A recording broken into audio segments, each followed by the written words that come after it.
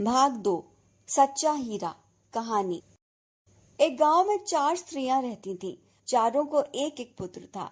एक दिन वे स्त्रियां किसी कुएं पर पानी भरने आईं। अपने अपने घड़ों में पानी भरकर वे इधर उधर की बातें करने लगी। वे अपने अपने पुत्रों के गुणों की प्रशंसा करने लगी।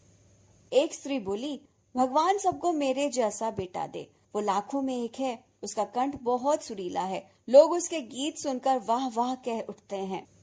उसकी बात सुनकर दूसरी स्त्री से रहा न गया। वो भी अपने बेटे की प्रशंसा करने लगी। वो बोली, बहन, मेरा बेटा बहुत शक्तिशाली और साहसी है। उसकी बराबरी का पहलवान दूर दूर तक नहीं है। दोनों स्त्रियों की बातें सुनकर तीसरी भला चुप क्यों रहती? वो भी बोल पड़ी, मेरा बेटा भी बड़ा विद्वान है। उसको हजारों श्लोक जुबानी याद हैं। वो जो कुछ पढ़ता है एकदम कंठस्थ हो जाता है। उसके कंठ में तो सरस्वती का वास है। मैं तो ऐसा बेटा पाकर बहुत खुश हूँ।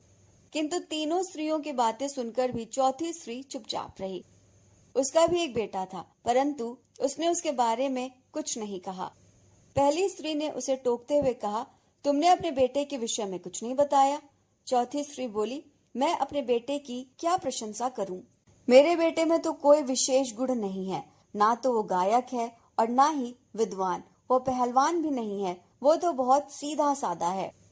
जब वे अपने अपने घड़े सिर पर रखकर लौटने लगी, तभी उन्हें एक मधुर गीत सुनाई दिया। उसे सुनते ही पहली स्त्री बोल उठी, मेरा हीरा आ रहा है। तुमने सुना? उसका कंठ कितना मधुर है। वो लड़का गीत गाता हुआ उसी रास्ते से निकल गया। उसने अपनी माँ की ओर ध्यान तक नहीं दिया। थोड़ी देर बाद ही दूसरी स्त्री का बेटा भी उधर से आता दिखाई दिया। उसे देखकर दूसरी स्त्री बोली, देखो, वो मेरा लाडला बेटा आ रहा है। उसकी चाल में हाथी जैसी मस्ती है। उसका सीना तना हुआ है। वो बेटा भी माँ की ओर देखे बिना निकल गया। थोड़ी देर में तीसरी स्त्री का बेटा भी संस्कृत श्लोक बोलता हुआ वहां से गुजरा। वो भी माँ की ओर देखे बिना आगे बढ़ गया। चारों स्त्रियां अभी थोड़ा आगे बढ़ी ही थी कि चौथी स्त्री का बेटा भी उधर से आ निकला। वो बिल्कुल सीधा साधा लग रहा था। उसे देखकर चौथी स्त्री बोली, बहन, यही मेरा बेटा है।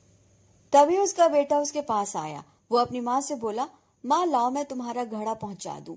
उसने मना करने पर भी माँ के सिर से पानी का घड़ा उतार कर अपने सिर पर रख लिया और घर की ओर चल पड़ा। तीनों स्त्रियां उसे देखती रह गईं। दूर खड़ी एक बूढ़ी महिला वहीं से बोल उठी, देखती क्या हो, यही सच्चा हीरा है। बूढ़ी महिला की बात सुनकर तीनों का घमंड चूर हो गया। बूढ़ी महिला ने बिल्कुल सच बात कही थी। सच्चा हीरा वही है जो अपने माता पिता की सेवा करता है।